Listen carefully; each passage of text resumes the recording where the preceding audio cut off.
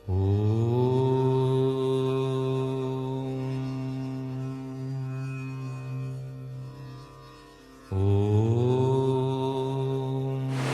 सबसे प्रार्थना है कि मेरा वक्तव्य ध्यान से सुने। पूरी जिंदगी एस्ट्रोलॉजी को दे दी है। आज मैं 68 साल का हूँ। पूरे 12 साल की उम्र से ज्योतिष का जो इंटरेस्ट मेरे अंदर जगा, पर आज तक जो ऑब्जर्वेशंस किए, कुंडली में जो ऑब्जर्वेशंस किए, सिर्फ उसके ऊपर मैंने आर्टिकल्स लिखे। पिछले 35 साल से गुजरात समाचार, संदेश, दिव्य भास्कर जैसे जो न्यूज़पेपर है, मेरी वीकली कॉलम आती है। आज कुछ राज की बातें, रहस्य की बातें आपसे शेयर करना चाहता हूँ। टेक्निक की बात तो ठीक है, लेकिन कुछ बातें ऐसी है जो आपको जानने के बाद आपको लगेगी कि सच में ज्योतिष शास्त्र एक अद्भुत शास्त्र है। मैं आपको सबसे पहले, वक्तव्य के पहले, गुरु पूर्णिमा के इस अवसर पे गणपति जी का, गायत्री जी का और मेरे गुरु रामकृष्ण परमहंस जी का वंदन करता हूँ। गणपति उपासना सबको करनी चाहिए अगर ज्योतिष सीखना हो तो, क्योंकि गणेश अथर्वशीर्षम में लिखा है, स सर्वविद भवति, स सर्वविद भवति। वो सब कुछ जान सकता है, वो सब कुछ जान सकता है। गायत्री उपासना के बारे में मैं सिर्फ इतना बताऊंगा कि अगर 10 माला यानी 1000 जाप गायत्री मंत्र के आप डेली करें, आपको कुंडली खोलते ग्रह आपके साथ बात करेंगे।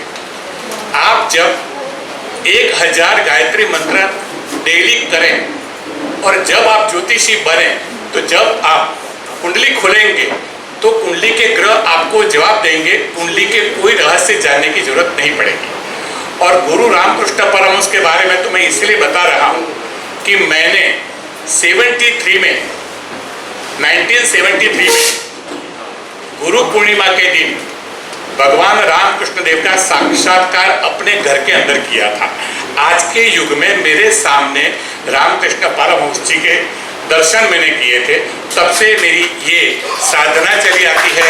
जो भी प्राप्त किया वो गुरु जी से प्राप्त किया है और मेरा पूरा ज्ञान समर्पित करता हूँ भगवान ठाकुर श्री रामकृष्ण देव के चरण में।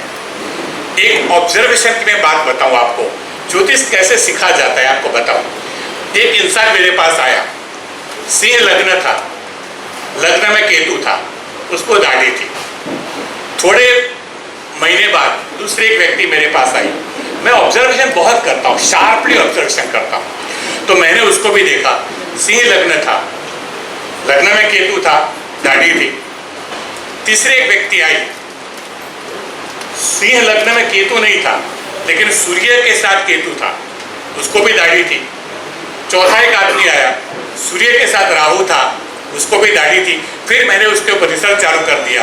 तो मैंने करीबन 400 कुंडली इकट्ठी की कि जिन लोगों को बड़ रखने का, दाढ़ी रखने का शौक होता है, उसकी कुंडली में या तो सिंह लग्न में केतु होता है, या लग्न में केतु होता है, या सूर्य के साथ राहु या केतु कुंडली में या नवमांश कुंडली में होते हैं। ये अवश्य नियम बन गया कि जिसकी भी कुंडली में सूर्य के साथ राहु होता है, या सूर्य के साथ केतु होता है, या नवमांश कुंडली में सूर्य के साथ राहु केतु होते हैं, या लग्न में केतु या राहु होते हैं, वो जिंदगी के कोई न कोई मोड़ पे वो दाढ़ी रखते हैं, कन्फर्म रखते हैं। इसमें कोई शंका नहीं है। अमिताभ बच्चन जी ने पिछले कई साल से चालू किया, कुंभ लग्न में केतु है, उनको शौक हुआ, दाढ़ी रखी, चालू हो गए। ऐसे कई हैं। हमारे ज्योतिषी जो हैं दिल्ली वाले, उनको भी सूर्य राहु 12वें स्थान में है, उनको भी दाढ़ी है। आचार्य रजनीश जी, जो भी है, जिसके भी मैंने दाढ़ी के ऊपर रिसर्च किया, तो सूर्य या तो सिंह लग्न में केतु राहु, या तो लग्न सूर्य के साथ राहु केतु, या तो पूरी कुंडली में कहीं भी सूर्य के साथ केतु, सूर्य के साथ राहु, या फिर कम से कम नवमांश कुंडली में। दूसरी बात, आपकी अपनी जो जन्म कुंडली होती है ना, वो ही आपका पूरा जीवन होता है। उसके बारे में थोड़ी मैं बात बताऊं, थोड़ी शेयर करता हूं। आपकी पूरी कुंडली के जो ग्रह होते हैं, उनकी डिग्रियां को आप नोट कर लो, और वो नोट जो डिग्रियां होती है उनके हिसाब से तारीख निकालो सब ग्रह की। जैसे 9 ग्रह आपकी कुंडली में है तो 9 ग्रहों की जो डिग्री है वो डिग्री के हिसाब से सूर्य उसके ऊपर कब आता है उसके हिसाब से आप 9 तारीख निकालो। आपकी लाइफ में जितने भी इंसान, जितने भी आपका लवर्स मिलेंगे, आपके प्रेमी मिलेंगे, आपको नुकसान करने वाले मिलेंगे, फायदा देने वाले मिलेंगे, जो भी इंसान आपको आपकी लाइफ में आएंगे वो 9 ग्रहों की तारीखों के हिसाब से ही आपकी लाइफ में आएंगे।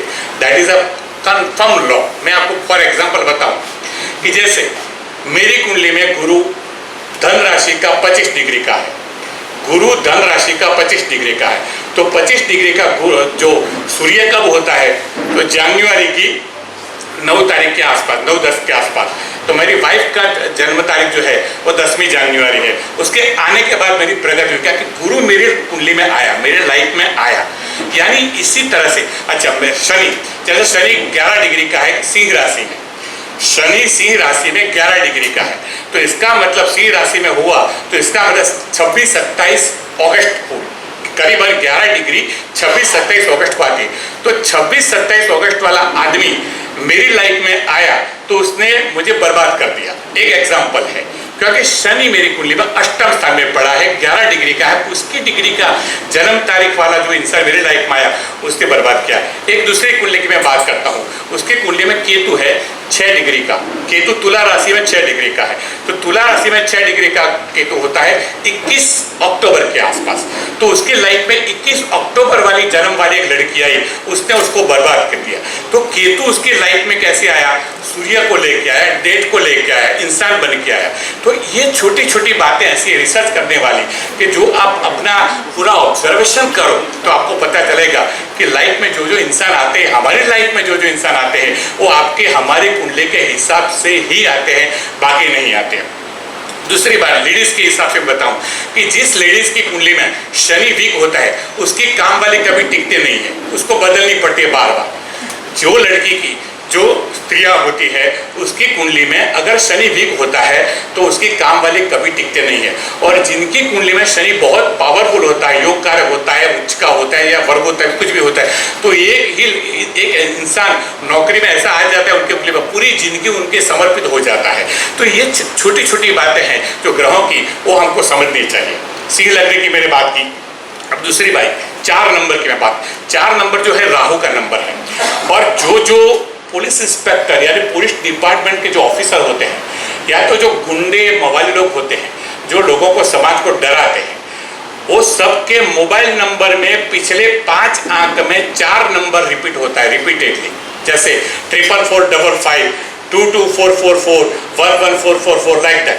तो पूरे मोबाइल नंबर में पिछले जो 5 डिजिट होते हैं उसमें 4 नंबर अगर रिपीट होते हैं तो मतलब कि वो इंसान या तो पुलिस इंस्पेक्टर है, पुलिस डिपार्टमेंट में है, या कोई गुंडा मोबाइल जैसा काम करता है, 2 नंबर का काम करता है। कहने का मेरा मतलब कि राहु के प्रभाव में जो लोग होते हैं वो ऐसा ही नंबर मोबाइल का सिलेक्ट करते हैं जिसके पिछले 5 अंकों में 4 नंबर रिपीट होता है, 2 बार 3 बार 4 बार इस तरह से होता है।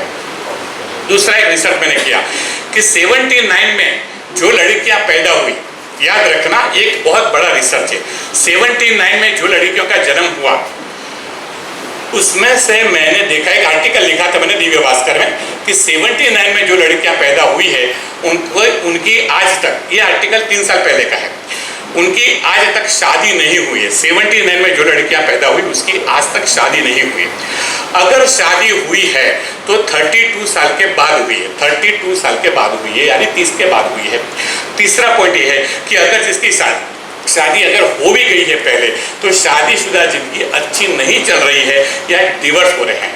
ये आर्टिकल मेरा प्रकट होने के बाद करीबन 400 लेटर मुझे मिले थे कंफर्मेशन के, 400 टपाल मुझे मिली थी गुजरात में से कि हमारी बेटी का जन्म 79 में है, उसकी शादी अभी तक नहीं हुई या डाइवर्स हो गए, डाइवर्स के केस चलते हैं। तो ये जो रिसर्च है ना वो, और उसमें उसका रहस्य और कुछ नहीं है। 79 में शनि राहु सिंह राशि में थे, तुला राशि नैसर्गिक राशि चक्र में सप्तमी राशि शादी की राशि होती है। शनि सप्तम स्थान तुला राशि को देखता है और राहु से कनेक्ट होके उसका डबल प्रभाव होके तुला राशि को पीड़ित करता है। तो तुला राशि नैसर्गिक राशि चक्र जिसका बिगड़ता हुआ होता है, तो शादीशुदा जिंदगी का प्रॉब्लम 79 की लड़कियों को मैक्सिमम मुझे देखने में मिला है। अभी जो आज का गुरु पूर्णिमा के हिसाब से मैं थोड़ी बात और भी शेयर करना चाहता हूँ। मेरे पास टेक्निक नहीं है, मेरे पास बहुत रहस्य पड़े हैं, तो मैं आपके साथ शेयर करने के लिए स्पेशली आया हूँ अहमदाबाद से। हमने गुरु पूर्णिमा कल मनाई। आषाढ़ी पूर्णिमा को गुरु पूर्णिमा क्यों, उसके बारे में 2 लाइन आपसे बताना चाहता हूँ कि हर साल 15 जुलाई को सूर्य दक्षिणायन की यात्रा चालू करता है। हर साल सूर्य 15 जुलाई को दक्षिणायन की यात्रा कर्क राशि में प्रवेश करता है। कर्क राशि से दक्षिणायन की यात्रा चालू होती है और 14 जनवरी तक वो 6 महीना दक्षिणायन का योग होता है। जो 6 लोग जो सप्त लोग है हमारे शास्त्र में, वेदों उपनिषदों में 14 लोग की बात की है। तो पहले ऊर्ध्व लोग जो है बहु, भुवः, स्वः, महः, जनः, तपः, शक्य लोग, ये 7 लोग ऊर्ध्व है। अतल, वितल, सुतल, तलातल, महातल, पाताल, ये 7 लोग जो है वो अधोलोक के होते हैं। अब 15 जुलाई को सूर्य अताल में यानी अधोलोक में एंटर होता है और जब 15 जुलाई के बाद पहली पूर्णिमा आती है उसी दिन वो विताल में यमलोक की यात्रा चालू करता है। सूर्य का यमलोक का प्रयाण सबसे पहले आषाढ़ी पूर्णिमा को होता है, उसी यमलोक का एंट्री होती है। तब से गुरु के शरण में जाके हम उनकी सुरक्षा पाते हैं, मंत्र दीक्षा लेते हैं। पूरे 6 महीने तक हम सूर्य का जो बल कम हो रहा है, सूर्य का के धीरे धीरे पाताल लोक में जाता है, तो उनकी जो पॉजिटिव एनर्जी नेगेटिव होती जाती है, वो प्रेतात्मा लोग बाहर आते हैं। तो वो सब जो होता है दक्षिणायन में, तो इसको प्रोटेक्ट करने के लिए हम गुरु के शरण में जाते हैं। तो गुरु पूर्णिमा का एक महत्व है। और मैं आपको बताऊं, डिस्कवरी में मैंने 2-3 बार देखा है कि दक्षिणायन में सबसे दुनिया भर में जितने भी बैक्टीरिया, जितने भी वायरस पैदा होते हैं वो दक्षिणायन में पैदा होते हैं। यानी अगस्त से अक्टूबर में मैक्सिमम बैक्टीरिया, वायरस पृथ्वी के ऊपर पैदा होते हैं, उत्तरायण में नहीं होते। दूसरी बात कि रात को जब सूर्य का अस्त हो जाता है तब ये जो जीव जंतु है वो प्रकट, यानी बैक्टीरिया रात को पैदा होते, दिन में नहीं होते। सूर्य प्रकाश में बैक्टीरिया पैदा नहीं होते। आपने रात को मानसून में देखा होगा कि सूर्य का जब अस्त होता है तो छोटे छोटे जीव जंतु घर में आते हैं, एकदम प्रकट हो जाते हैं, क्योंकि सूर्य की नेगेटिव एनर्जी जो है सूर्य के अस्त के बाद वो पृथ्वी पर आती है, तो ये सब बैक्टीरिया पैदा होते हैं। तो ये सब बातें भी गुरु पूर्णिमा का मेरे हिसाब से महत्व है। अब मेरा टॉपिक के ऊपर मैं आता हूँ। पहला टॉपिक है IVF थियरी। आपको पता होगा कि जिन स्त्रियों को 2-3 साल तक वेट करते हैं, बच्चा पैदा नहीं होता है, प्रेगनेंसी में प्रॉब्लम होते हैं, तो उनको होता है कि चलो अभी मेडिकल ट्रीटमेंट चालू करें, कुछ डॉक्टर को दिखाएं कि इसमें क्या खामी है। खामी के बारे में मैं आपको 2 बातें बताऊं कि किसी भी लड़के की या लड़की की कुंडली में वृश्चिक राशि को अब अवश्य देखिए। अगर वृश्चिक राशि में केतु है या मंगल है तो उसका स्पर्म काउंट नील होगा या तो मोटिलिटी कम होगी। ये 100% नियम है। 100 में से मैंने करीबन 80-90% में मैंने वेरीफाई किया है, तो टेस्टेड है। वृश्चिक का मंगल अकेला या वृश्चिक का केतु होता है तो मोटिलिटी कम होती है, स्पर्म काउंट कम होते हैं। तो एक ये पॉइंट।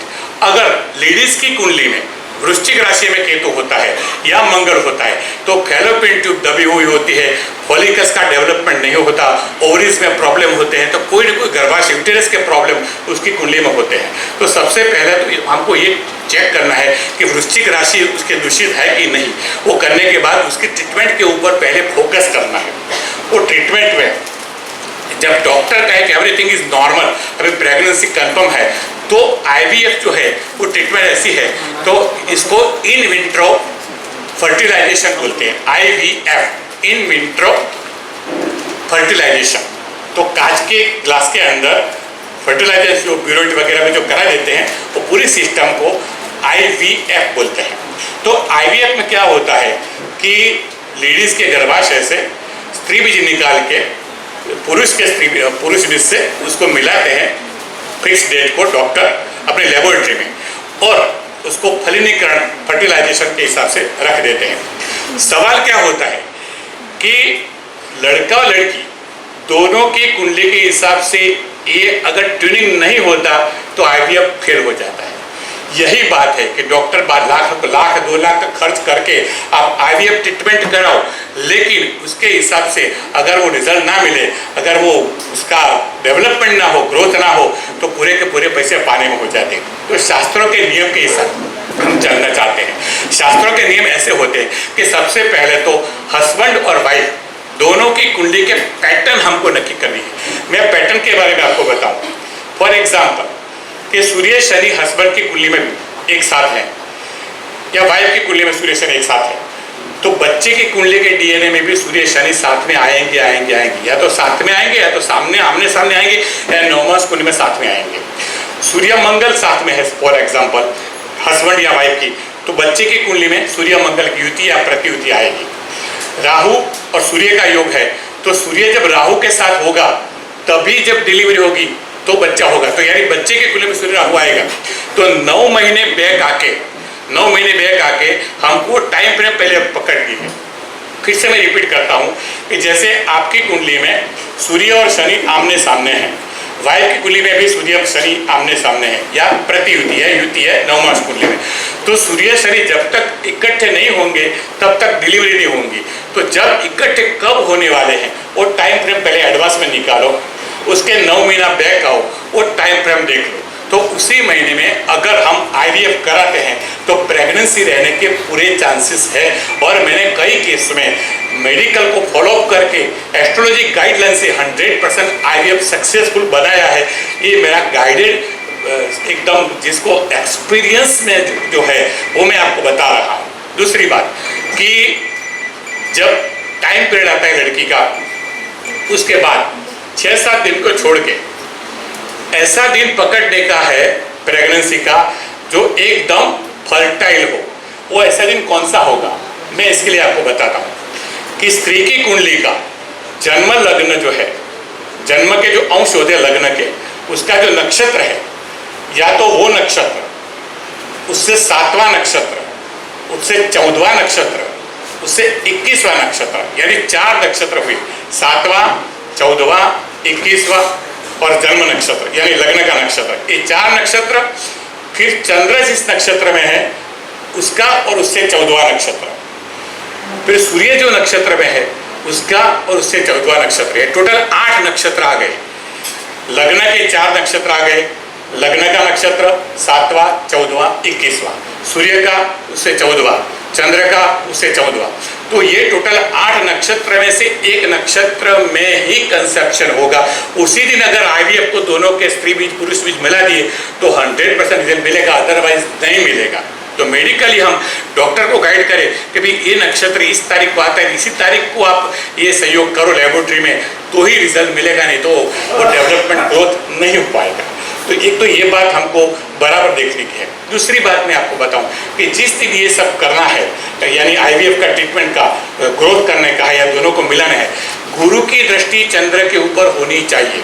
एक नियम है कि जब जितने भी प्रेगनेंसी आती है पूरे वर्ल्ड में, ये मेरा नहीं, जातक पारिजात बृहस्पति अरोड़ा शास्त्री सबके सिद्धांत के हिसाब से बता रहा हूँ कि आकाश में जब भी गुरु चंद्र को जो देखता है, यानी उसके साथ युति करता है, प्रतियुति करता है, 5वीं या 9वीं दृष्टि करता है, तभी उसी दिन यानी वो 2-2.5 दिन के अंदर ही चंद्र का जो संबंध होता है, प्रेगनेंसी होती है, बाकी नहीं होती है।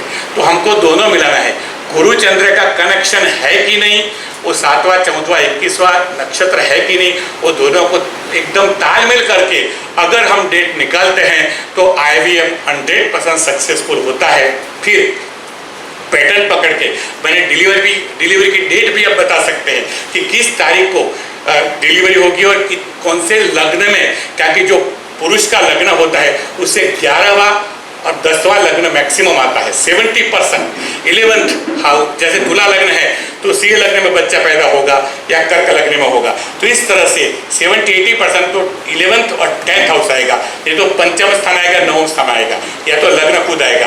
तो ये लग्न का टाइम फ्रेम भी हमको पता चलेगा। दूसरी बात, राहु केतु जहां होते हैं वहां की वहां आते हैं और उसके स्क्वायर में आते हैं। जैसे राहु लग्न में है तो लग्न में राहु आएगा, चौथे आएगा, सप्तम में आएगा, टेंथ में आएगा बच्चे की कुंडली में। तो ये भी हम पूरी पैटर्न पकड़ के एग्जैक्ट टाइम बच्चे का पैदा होने का हम पकड़ सकते हैं। एक टॉपिक हुआ IVF का।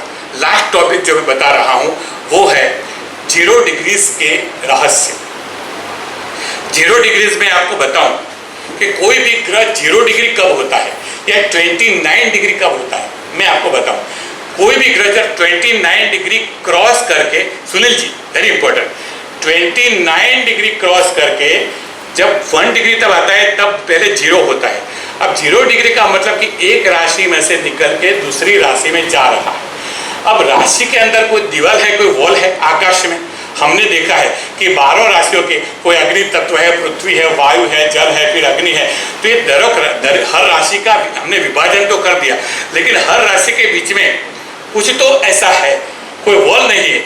लेकिन जब एक तत्व में से दूसरे तत्व में जब ग्रह जाता है तो इलेक्ट्रोमैग्नेटिक फील्ड डेवलप होता है आकाश में, और जो इतना विस्फोट जबरदस्त होता है कि कोई ग्रह उसमें से निकलता है।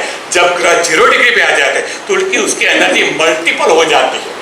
उस वक्त जब कोई बच्चा पैदा होता है 0 डिग्री में, तो जो स्थान का मालिक होता है उसका इतना पावरफुल फल देता है। फॉर एग्जाम्पल मैं आपको बताऊं कि भारत के 15 वड़ा प्रधान हो चुके हैं अभी तक, 15 वड़ा प्रधान, उसमें से 10 वड़ा प्रधान के कुंडली में सूर्य 0 डिग्री का है।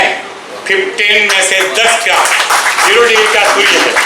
अमिताभ बच्चन जी, धन स्थान का अधिपति, लाभ स्थान का अधिपति गुरु, वाणी स्थान का अधिपति गुरु, कुंभ लग्न की कुंडली, उनका गुरु 0 डिग्री का है। उनकी वाणी के बारे में, धन के बारे में, आय के बारे में, अभिनय कला के बारे में कोई शब्द हमारे पास नहीं है। आचार्य रजनीश जी स्पिरिचुअल पर्सन, उसकी कुंडली में सब ग्रह अष्टम स्थान में पड़े हैं। शनि 29 डिग्री का पड़ा है, जो योग कारक है, अध्यात्म का, स्पिरिट का कारक है, वो 29 डिग्री पर पड़ा है। और अष्टम स्थान का जो कुंडलिनी जागरण का मूलाधार चक्र का जो स्थान अष्टम स्थान है, उसका अधिपति गुरु 0 डिग्री पे उच्च का पड़ा है, 3rd हाउस में वृषभ लग्न की कुंडली है। तो जितने भी स्वामी विवेकानंद धन लग्न की कुंडली है, पाकिस्तान का धर्म स्थान का अधिपति सूर्य है, तो सूर्य 0 डिग्री का, उसका मकर संक्रांति को जन्म हुआ था विवेकानंद जी का। तो कहने का मेरा मतलब, जो स्पिरिचुअल आत्मा हुए पैदा हुई है पृथ्वी के ऊपर, आज अरविंदो पौंडीचेरी वाले, उसका भी 15 अगस्त का जन्म है, 0 डिग्री का सूर्य है। स्वामी विवेकानंद का 0 डिग्री का सूर्य है। स्वामी रामकृष्ण परम 14 फरवरी 17 फरवरी 0 डिग्री का सूर्य है। व्हाट आई मीन टू से, कोई न कोई अपनी जगह पे स्पिरिट के जो स्थान के कनेक्शन होता है, या तो पॉलिटिक्स में, या तो तुम्हारा जो बच्चा है वो संत बनेगा, या तो कोई राजा बनेगा, ऐसी बात है। तो सूर्य का जब 0 डिग्री आता है तो उसका स्पिरिट का डेवलपमेंट या तो एकदम आध्यात्मिक बन जाता है, या तो फिर वो ऐसे कोई संत बन जाता है। दूसरी बात, 6ठे स्थान का अधिपति जब 0 डिग्री में बनता है, 6ठा स्थान रोग आरोग्य स्थान है। तो जितने भी डॉक्टर होते हैं उनकी कुंडली मैंने चेक की है, तो 100 कुंडली मैंने चेक की मेडिकल प्रैक्टिस के डॉक्टर की, तो 6ठे स्थान का अधिपति 50% में, तो 6ठे स्थान का अधिपति 0 डिग्री में था। 6ठे स्थान का अधिपति 0 डिग्री में है, 29 है या 0 है। तो 6ठे स्थान का मालिक जब 0 डिग्री पे होता है तो मेडिकल प्रोफेसर में ले जाता है, या तो फिर बाकी के 30% में, या तो फिर 6ठे स्थान का अधिपति या तो उच्च हो जाता है या एकदम नीच हो जाता है। यानी 6ठे स्थान का अधिपति अगर 0 डिग्री का होता है, 29 डिग्री का होता है, अस्त का उच्च का होता है या नीच का होता है, तो 100% वो डॉक्टर मेडिकल फील्ड में जाता है। तो ऐसी कुछ बातें ऐसी है जो आज मैंने आपके साथ शेयर की मेरे हिसाब से। अच्छा, दूसरा एक पॉइंट, जिस दिन आकाश में शनि चंद्र इकट्ठे होते हैं, यानी चंद्र शनि गोचर में जहाँ चलता है उसके ऊपर से शनि जब चंद्र चलता है, तो शनि चंद्र की आकाश में जब युति होती है, शनि चंद्र की आकाश में जब प्रत्युति होती है, दुनिया भर के ट्रैफिक उस दिन जाम हो जाते हैं।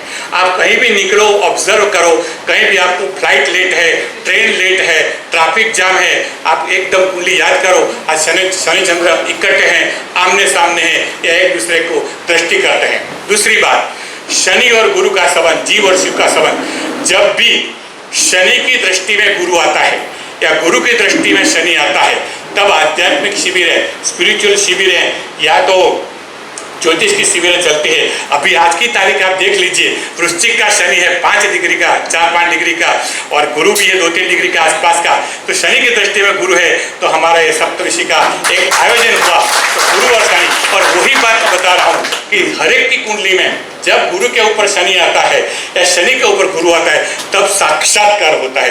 किसी की कुंडली में अगर साक्षात्कार होता है, ईश्वर के दर्शन होते हैं, ज्ञान का आविर्भाव होता है, तब मैंने हर एक की कुंडली में देखा है, जब दीक्षा होती है, ऐसा कुछ भी अवसर, स्पिरिचुअल डेवलपमेंट होता है, उस वक्त उसकी कुंडली में शनि के ऊपर गुरु का ट्रांजिट होता है या गुरु के ऊपर शनि का ट्रांजिट होता है। ये कुछ बातें थोड़े समय के लिए मैंने आपसे शेयर की।